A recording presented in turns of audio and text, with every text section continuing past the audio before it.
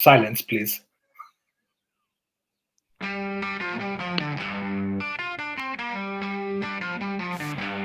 Fratelli, the Rugby podcast. The Italian Rugby podcast. Fratelli, the Rugby podcast. The Italian Rugby podcast. The Italian Rugby podcast. The Italian Rugby podcast. E benvenuti, welcome in the Italian Rugby podcast in Fratelli di Rugby. A new episode today, in this Monday, last Monday of April. In the meantime, we lose a Pope. We are waiting for another one. Vacant throne of St. Peter. So means that probably Paris is going to be next. Yeah. Obviously, it'll be interim anyway until we find a new head pope. Somebody would say Paris, somebody would say Rassi Erasmus. I don't know. I can see Rassi Erasmus being a cardinal. Probably have to do a couple of... I think Paris is going to be assistant to the Pope. Assistant Pope. Assistant Pope, yeah. Papa with Marzi. A French Pope with Mignoni. That goes around with his laptop, with his stuff every time, right? Oh, mate, for sure. It's what's going to happen. Like he'll bring Marzi in, rip him away from Bortolami as he tries to, King Henry VIII, the Catholic Church. It's easy. But I think in South Africa, to go straight into the weekend, the rugby weekend for the Italian teams, the canonization of a saint, if we have to pick one, is going to be your boy Ngomezulu. I think you love him. You love him. You messaged me in the chat, just for everyone else who's listening. Otto messaged me. He's like, "A new God is born." Just straight. He's come on. Yeah, I mean, we talk about, everybody talks about, because he's so good, but we're expecting that, but not a full house, if we have to say, because he also scored, assist, and did everything. And the subtitle of this is today, A Storm Called Ngomezulu, because the Storm of Treviso was from this great number 10 that South Africa has, utility back. He can play everywhere. You 10, 12, 15. And Stormers was really strong, Mike, in a game. Amazing. One direction game. Yeah, amazing. And actually, someone snip it and send it to him. I'm sure he appreciate that. Yeah, hey, listen, like, credit where credit's due. Stormers were very impressive. And Benetton didn't capitalize on what they had, and they didn't protect what they should have had, right? So Stormers all the way. They did amazing this weekend.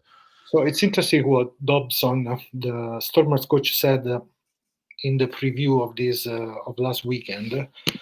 I'm gonna try to read you a couple of words from UnitedRugby.com. That was a hell of a wake-up call. That performance won't get us close to Benetton, talking about how the game was the week before against Connacht.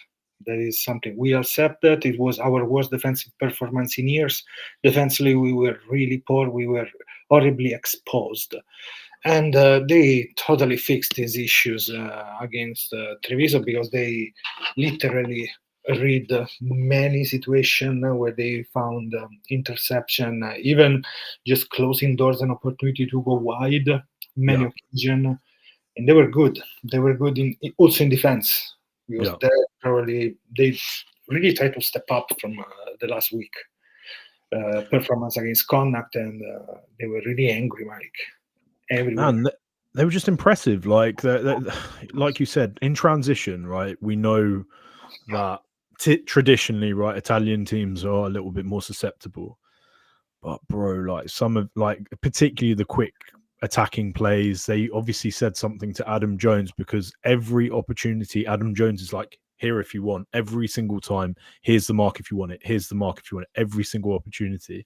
That's communicated. That's not it's something that they spoke to the ref too, saying, sure. Okay, can you tell us how? Where? Yeah, exactly. And little things like that. They wanted to keep the pace up. It's played at altitude. There's little things like that they know the strengths of, like, a strong home performance. And Benetton were toothless. Like I genuinely think that was one of like the better performances of any URC team in the season. It's just unfortunate that it happened against That, Benetton, right? Like, exactly, because at the end, I think is that if you change the colors of the jerseys of both teams, and you say one is a green team, another one is a red team, or whatever, you're gonna Yeah. go, oh, look how good he's playing, because sadly Right. that came out at the end. As you said, the transition were crazy. Tell me one thing. What's your thoughts about the tackle in the air of Marin? You were scared of a yellow card there? I think he got off lucky. Had they not played that quick and they reviewed that, then I mean, it was probably a penalty. Penalty is fair. I think he landed, but it was 100% a penalty. Like there was, I don't think anyone has any complaints with that. And what I didn't like though, Otto, is how Yes. people were backtracking, right? And that's something that we at that point of the game wasn't lost. Like you still should, even if the game is lost, you should be trying like everything. And I think we can draw some parallels between Treviso and what we saw your boys do to Exeter on Sunday as well, right? Where demoralized, Otto, demoralized, right? And I think Treviso went in with the intention that, you know, they could win this game. And they learned quite quickly that unfortunately Stormers weren't going to let them. Like they weren't just going to roll over. And yeah, that's something that I think Benton needs to learn. Is there any player that you think didn't have the opportunity to score or Dogwood, hands down? Like, just it doesn't even need to be said. Every time he had the ball, he was impressive. You see There the was occasions frustration when the pass was both games. I feel sorry for him in some respects, because a Dogwood in a top 14 team now Benetton, you know, they've clearly looked after him whilst he's been injured, and he looks in great shape. He looks in mental shape. If he was at a different team that are better at getting the ball out wide or utilize him more, I think he'd be scoring a lot more tries. And I think I just feel a little bit like sorry for, because you can see like he holds it on his like sleeve, doesn't he? He's a player that shows his emotions, and man, there was like, a situation also in the first half when Marin attacked and he get tackled by Gallant, and he's completely free on the left side. Last needed day the when pass. Gallant already was inside, so there was no cover behind. A situation where they kick a little bit more in other occasion to kick behind and try to run. But yes, that was the Brex pass and this situation I'm saying in the first half, those two big opportunity for him, because then when he got the ball, he ran really well. There were a couple of other situations in this game. Of course, the other two yellow cards, fair to one and the other one for the whole game. No complaints. It's crazy. You know, Miley get the fault for, and then against yellow card all around Miley.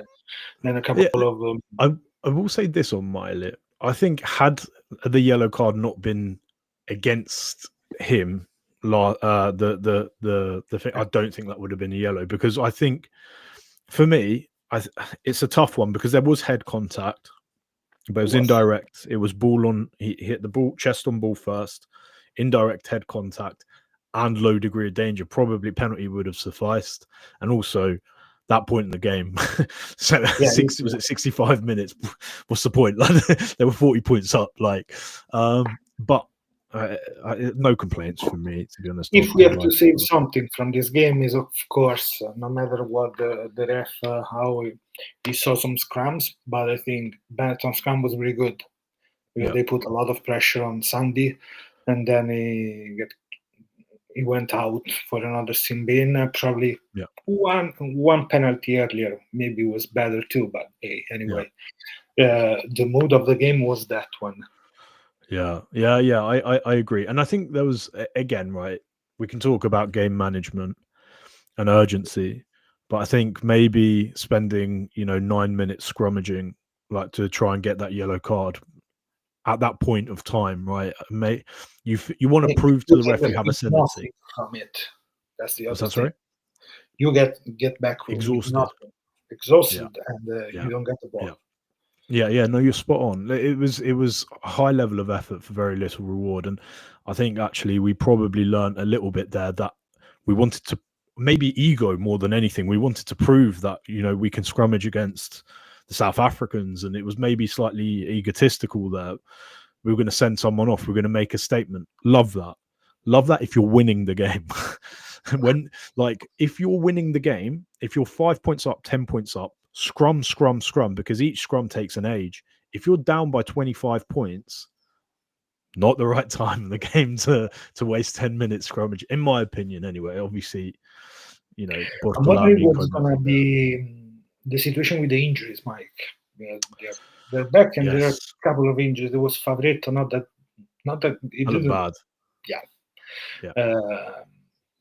Then Gardisi Jr. with some HIA injury. Which he failed.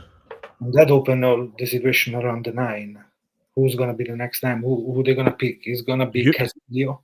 Yeah, Yurin off as well, and he was huffing on. He was huffing on morphine or whatever it is. Yeah, that was bad too. Hopefully, they're gonna be able to have at least one of them, because if not, literally they're gonna call the Casilio brothers, because Casilio Jr., the young one, finished the season last week. I think Bortolami had a conversation with the other coaching box. He's like, Didi, come in. There's Mirkov Duvenage. Yeah, that hurt a little bit. I'm not going to lie, a little bit. Like, how many seasons was he at Benetton? But he was killing me, Mike. He was killing me. It kills me still, because he's not a centurion. It was so close. I want to talk to him. I listen. Like, if anyone's listening and they have links with Didi, get him in touch. Like, we've been big fans of him. Love to watch. Have a conversation with him and sort of see because he dedicated a lot of time to Italian rugby, and I think it's only fair that we celebrate that as well. So anyone who knows, let me know. I will happily get in touch with him and we'll have a chat. It's going to be interesting if for real they're going to go with the Casilio brothers. What, junior and senior? Hey, who else do they have? In case they have injuries for the Moriano, I mean, if something happens in the next weeks and they need a player, to call a player, all Gallorini, Amino, Gasperini, Cristiano Tizzano, and hey, What, number 9? Number 9, Cristiano Tizzano. Guys, just for context, I want to quickly explain. For context here, before the game, I was joking, and I was saying Tizzano's Pasquale is what I'm laughing about, by the way. But before the game played, I was like, Pasquale's probably already changing his 3 into a 9 so you can get more game time. Just painting it. Now it's ready. Now it's ready. The jersey is dry and ready to be. The traveling reserve, both traveling. No, one was a traveling reserve. Casilio went down it, a lot of good braai and stuff. So good for him. But now it's going to be probably time to play, and hopefully the injuries will not be that hard. Is it Lorenzo who went with him, or was it Nicolò? Lorenzo. Casilio, right? Both names. Casilio is when it's with Benetton. Last year he was playing for Colorno, former Zebre, still young. But Lorenzo is the younger one, right? Because they have the same names as the Cannone brothers, which is weird as well. He looks the same too. Mental that. Yeah, from L'Aquila. Yeah. Oh, nice. So it was this last thing about the game and the smirk of Duvenage, I think, was how good he tried to read the backline attack. Of course, they always attack hard. They try to reverse defense, coming strong from the outside, but also what they did around Brex, because Brex didn't have a lot of opportunity. One miss player to be tackled, and he got meters, but in that style of play that we know from Brex, We didn't see Yeah. that even in Menoncello struggled too. They were always trying to close and anticipate the movement before he was able to attack Yeah. and get the run going. So I think they managed Menoncello really well, actually. Like obviously Menoncello does what Menoncello does in defense. Like I actually still think he had a relatively good I defensive saw game as another good pass from pass. Menoncello. Yeah, You know he's- what I'm looking for. yeah, Pass yeah. flat, long, good. Yeah. The problem is, like, I think they did that well, obviously with Didi in the coaching box.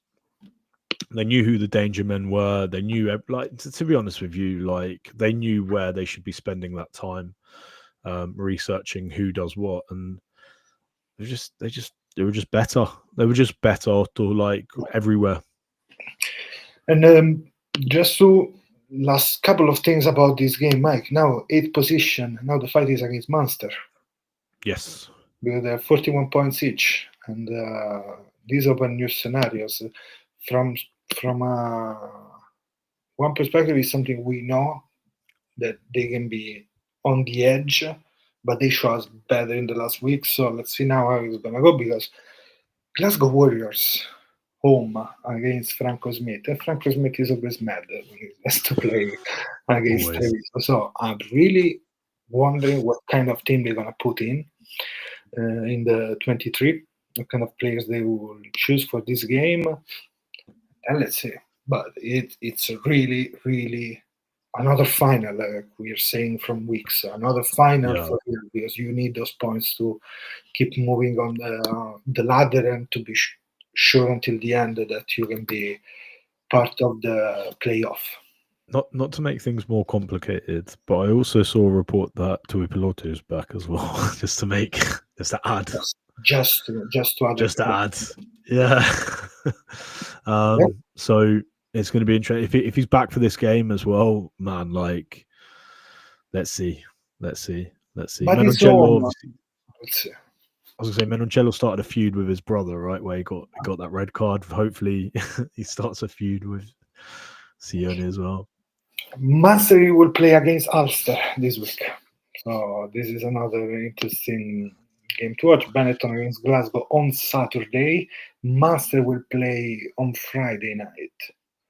So Ulster look like they found a bit of form though. Like it's weird, isn't it? Because they seem to be getting up to what we know Ulster can do, and maybe it's the worst time for them, but maybe it's the best time for us. If that makes sense. If it's the worst time for Ulster because the season's gone.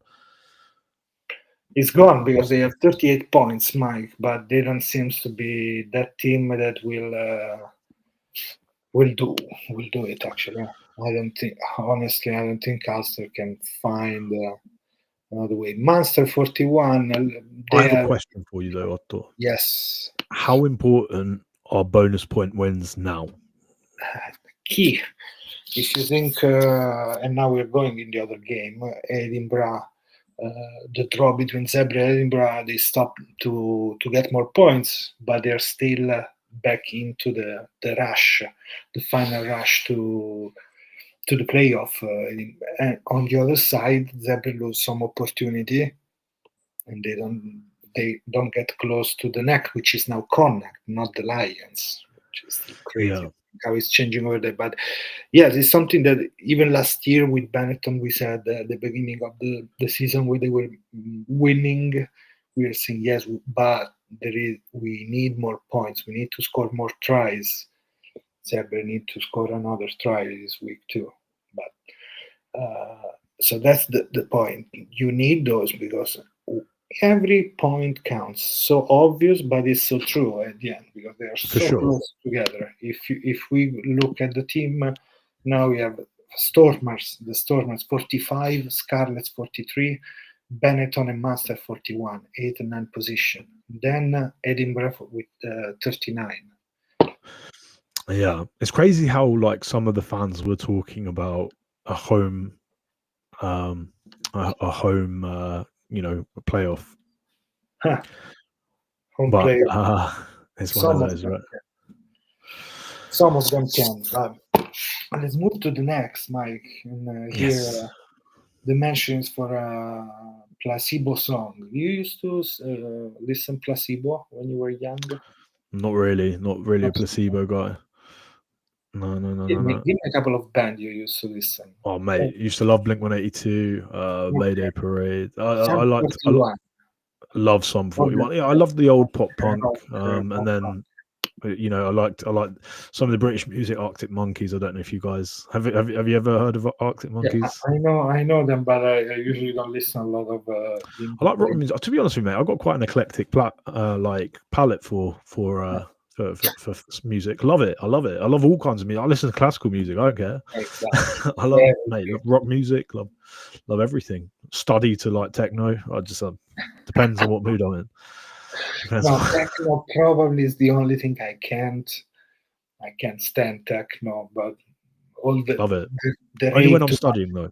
on a sound system is better roots reggae than techno for me. For my still great stuff. Zebre Edinburgh, 1 minute away from glory.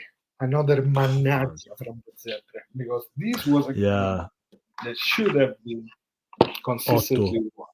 Question to you more important than Aye. we are going to talk about the result, but it should never have got to.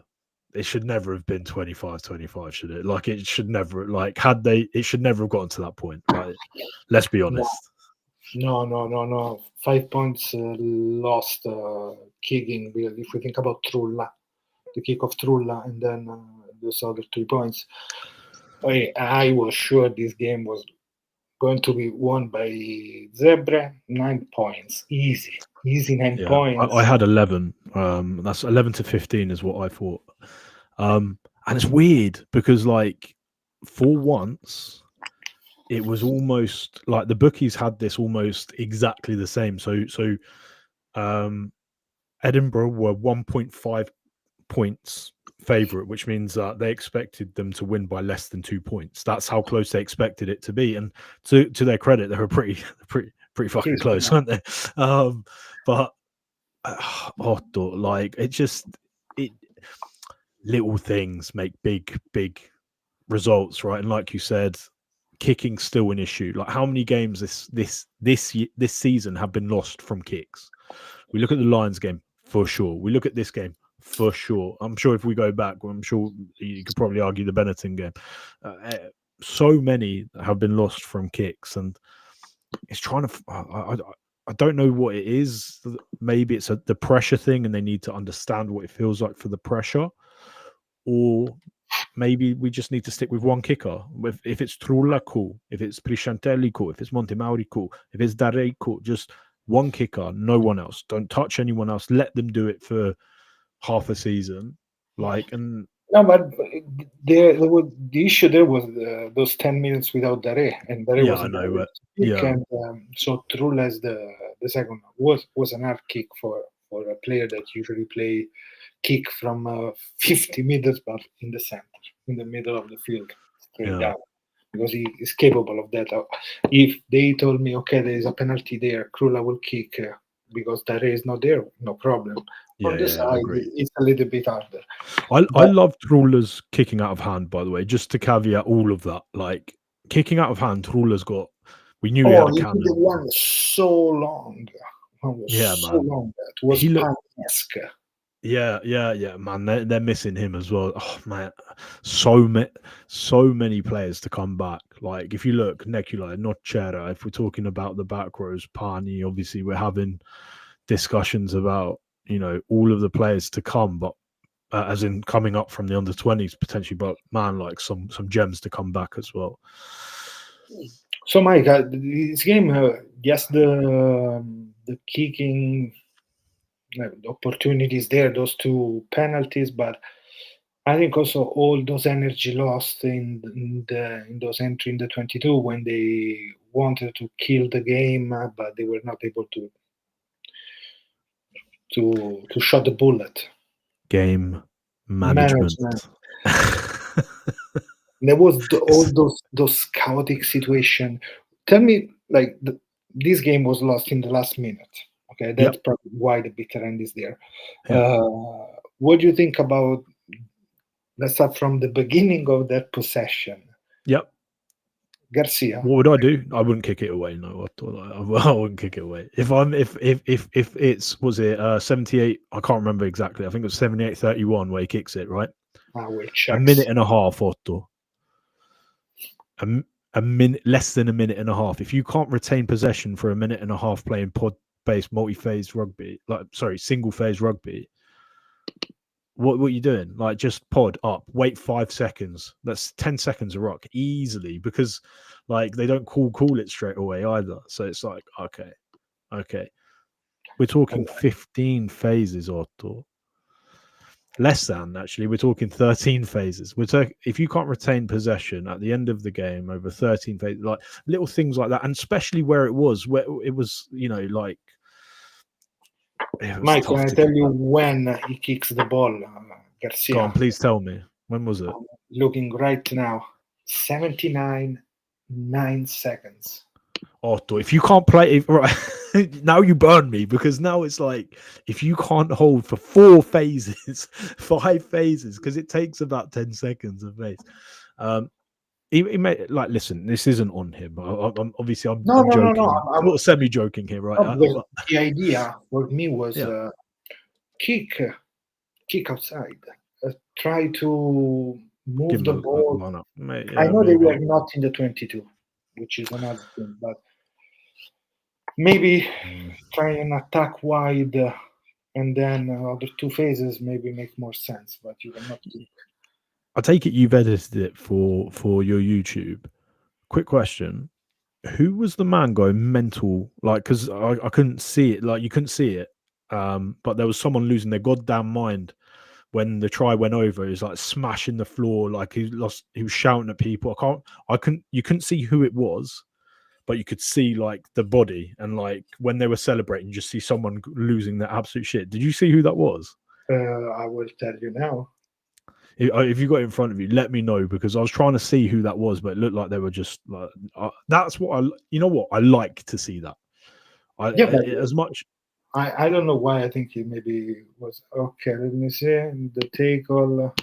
Why? The tackle is from Montemauri. There, they were so scrambled in that last possession. Graham found the gold river. I don't know. Otto, he has many keys to unlock many defenses. That man. Come on, I mean, and he had also kind of a quiet game, if we think. But then that moment, the spark started, and that was fantastic. So. Well, it's what we were saying. We said it the other week with what was it this week with Hamish Watson, right? Where they turn over 5 meters. Yes. Was it this week? Yeah, right. So big players create big moments, and those big moments gave them the draw, right? Like, that's genuinely 1 meter out, getting a turnover 1 meter out. That's basically like scoring a try, right? Let's be honest. The swing is there. And they did go upfield and score a try off that as well, which is so annoying. It is. Makes a 14-point swing. That try, this game would have been over by, it would have been by, 10, 15 points. But it wasn't. It wasn't. Brunello, while there was still the connection on from Parma, I was talking about, like, we did some cazzate, we commit some mistakes, but he was really good. He was really happy with the style, kind of performance they had, and that probably is happy, because also he spoke about this game before in the preview with the URC, and he said we lost a day of training, but still we don't. We lost a day of preparation, but that doesn't scare us. I'm confident the boys will give their all. We'll try to build on the good performance against Glasgow. We want to be competitive.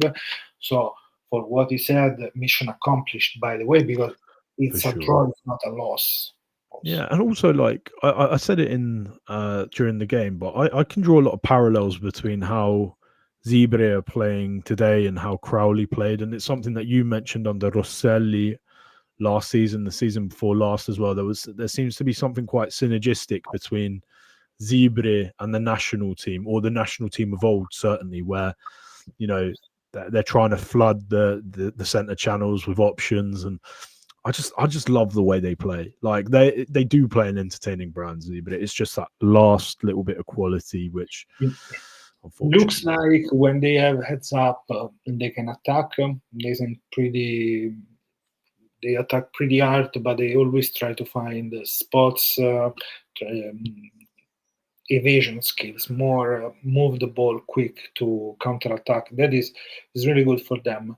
The difference that I see between Benetton and Zebre is that Zebre is playing with this pod 3+1, with the first one is always a really hard liner, around really strong, but sometimes it's also the forward, another forward that starts really wide and then cut in. Licata. Licata does that, and they find always the spot on the wing. They put this same kind of player.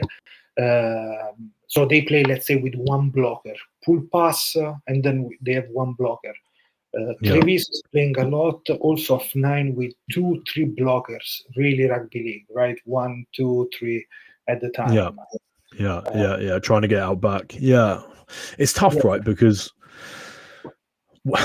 league is a really simple game, right? And a lot of the philosophies work under certain conditions in union. Some don't, right? And if you're going to do it off set piece, and actually Benetton tend to score off set piece, that's where like league set plays work quite nicely. Having the ability to just recycle and stick it up your jumper, and as they say over here, right, stick up your jumper and just like try and churn away attritional game. Zebre on that team. So like you said, it seems like they love to counter attack in transition, use the agility, use the pace.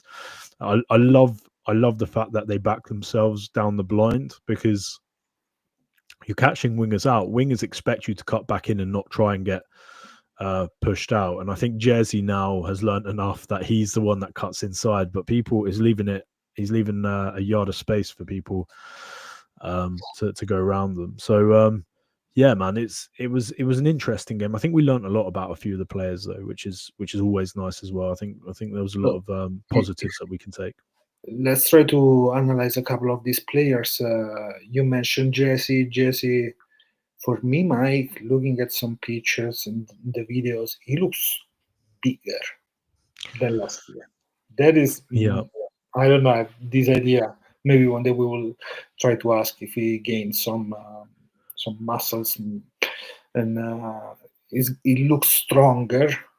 Yeah, into contact, I agree. Wiry contact, but also in defensive contact looked better when he's up. Maybe sometimes on the tackle, like around the hips is different, but when he's face to face, it's strong, and that for me is really positive from him. The strength and conditioning at Zebre, to their credit, it's always been, or I say always been, the past few seasons been very good. I think actually under Rosselli, I think we could probably make the parallel there. Like you look at how Pani developed, you're looking at, like you said, Jersey. Full score's another one. Full score was a beast in defense as well, right? Like he dump tackled a couple of people as well. So yeah, those two players, because he scored two tries, Mike. And it was really good. A really good performance from him. Yeah. I thought he was really good in defense as well. Again, like if we're sort of being nitpicky, it's sometimes a little bit of synergy. Where they're like, what's the word I'm looking for? Where continuity in play, maybe, like in terms of who's been selected. There's a couple of occasions again where I thought. Matza, as an example, right, had that gone to Paella now isn't just running hard lines, he is trying to distribute as well. So maybe just to see, I'd love to see him at 12 and put someone else at 13, just to see more than anything. It is. He's doing well. Matza is trying to develop his soft skill too into passing.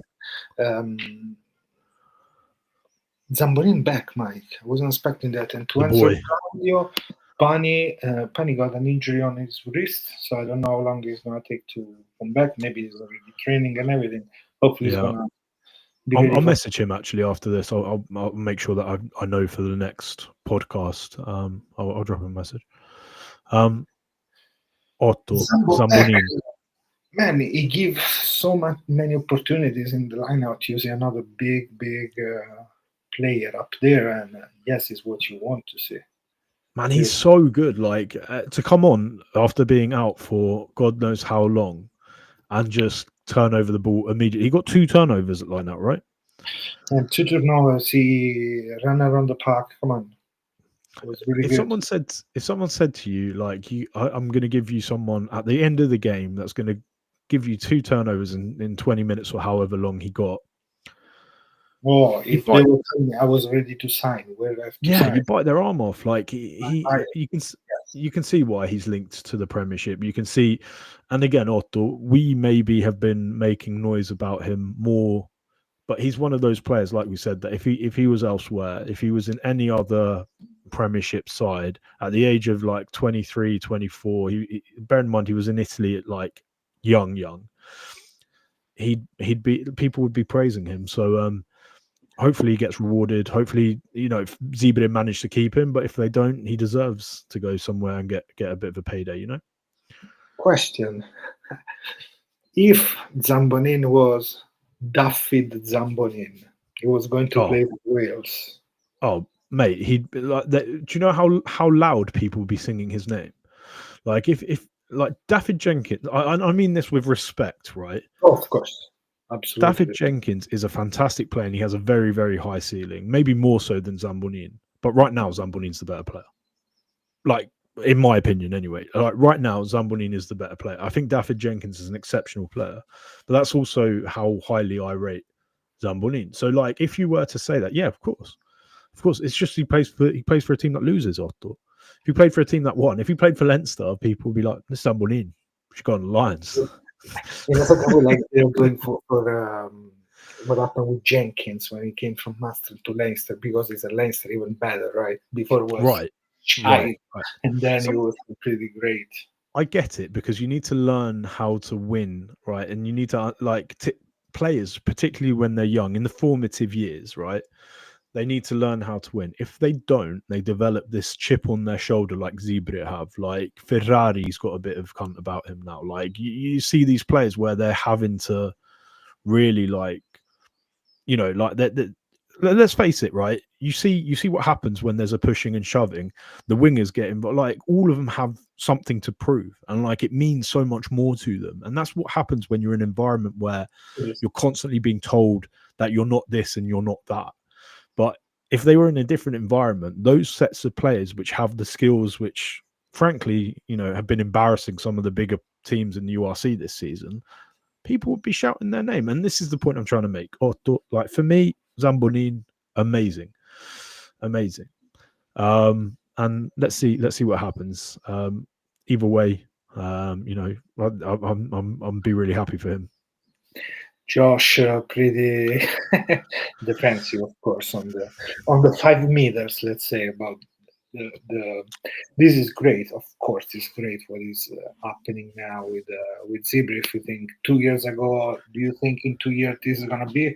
Probably only the true fan were going to say, I will buy it. But if not, somebody was completely against what happened there.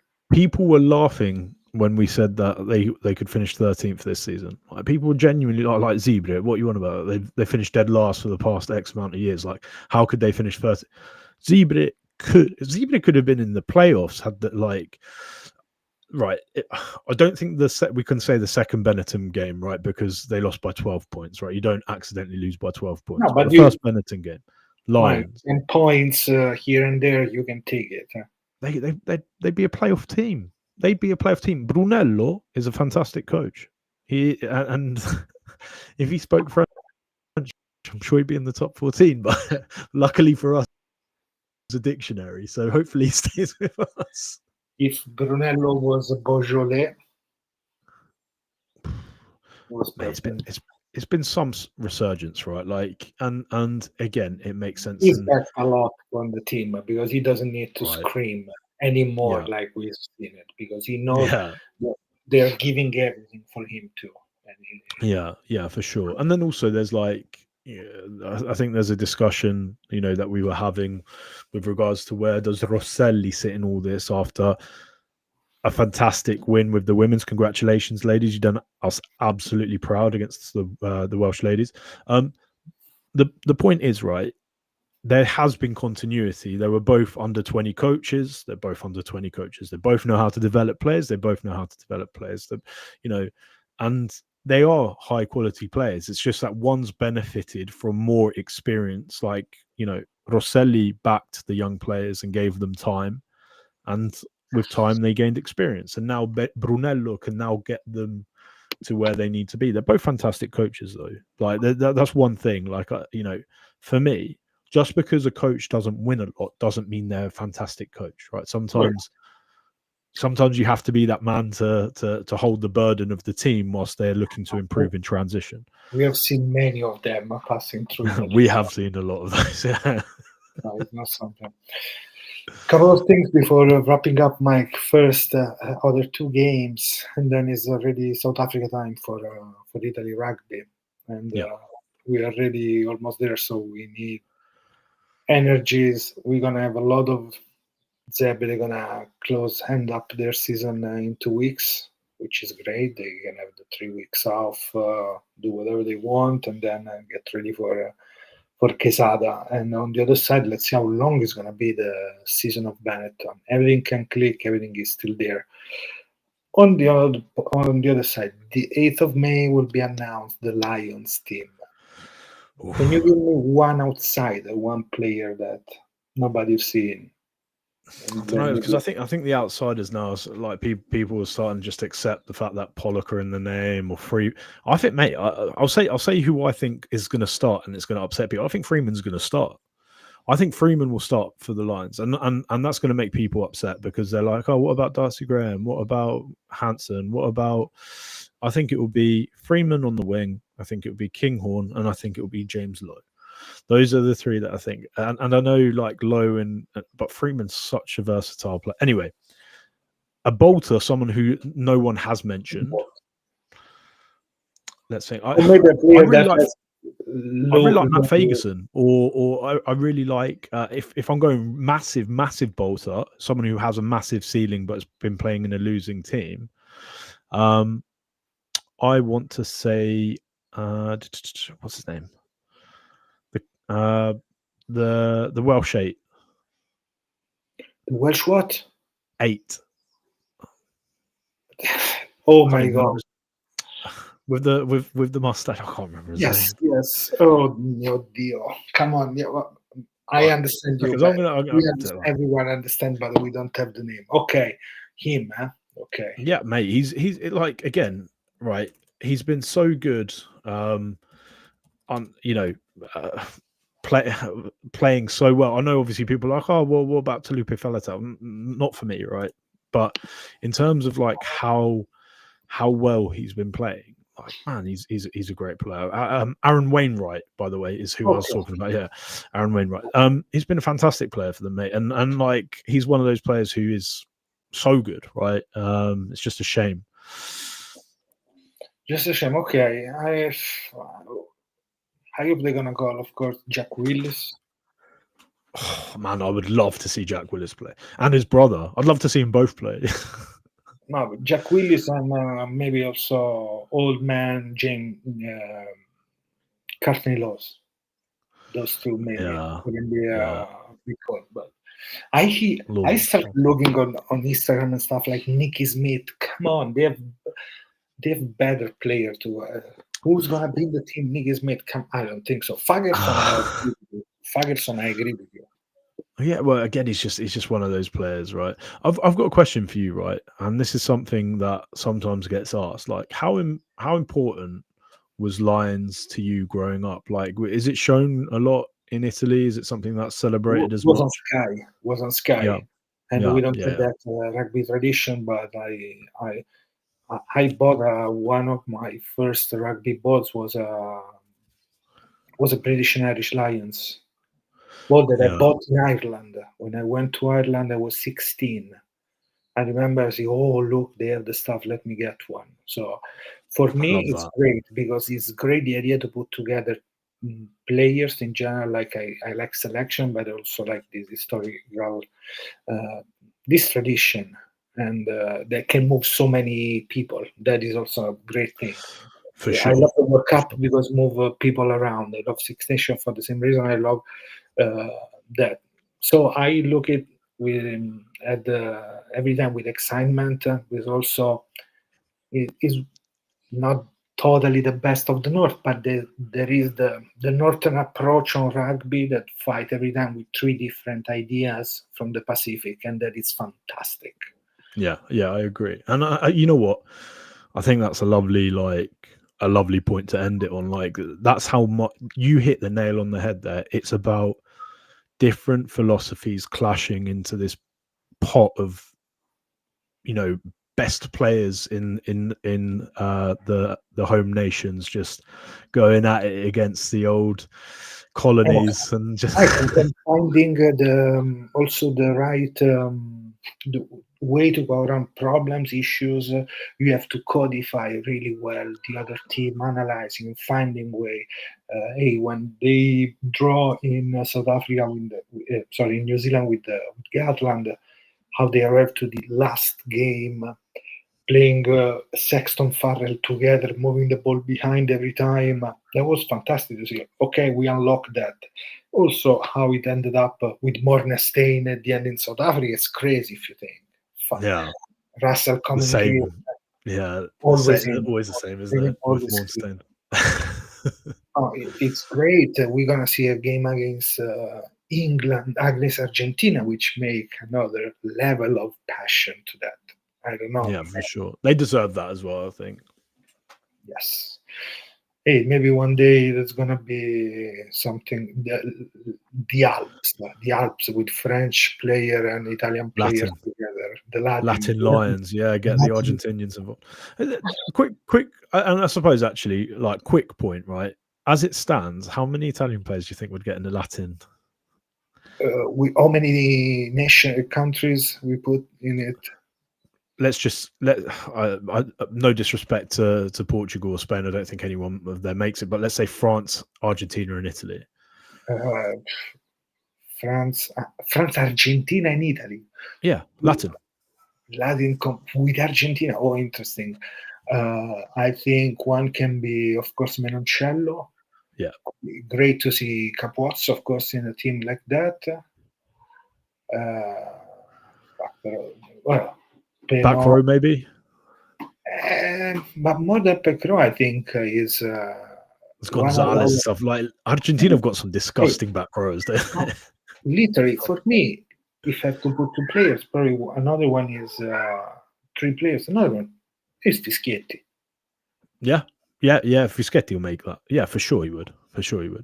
Although Gallo, I don't know, man. Yeah. No, for me, Fischetti, you can leave for a game out another French. Come on. I mean, you are covered. You are covered. You can get French in other position, but there. I think that would be really marketable as well. I don't know if you agree, right? Maybe the French wouldn't want. Maybe the French were like, "Oh no, we're better on our own." Right? But how marketable would that? I think that would sell. Personally, anyway, I think I would definitely watch that. I think everyone would watch that. To be honest, if he make a game like Latin against Lions in France, is gonna be come on, a blockbuster. Yeah, for sure. Although we would have to try and convince them to have maybe more than two Italians in the team, which is always possible. And then, of course, the petition, we want to see Menoncello playing for the Barbarians as soon as possible. Come on, we have 2-3 players who need to play for the Barbarians. So come on. For sure. But Mike, that's it for today, because this week we're gonna see Benetton, Glasgow, and Leinster. Zebre, hard. And then let's see what's gonna happen with the Serie A Elite, because they are the last teams are there, so ready to play. Rovigo, Viadana, Petrarca, Padova, and Valo Rugby. The four teams that go to the playoff. maybe more young player we'll see there, but the loan is ready, as we said. And Mike, buonanotte. And let's see you next episode. Of course, guys, don't forget to subscribe to our channel. Fratelli, the rugby podcast. The Italian rugby podcast.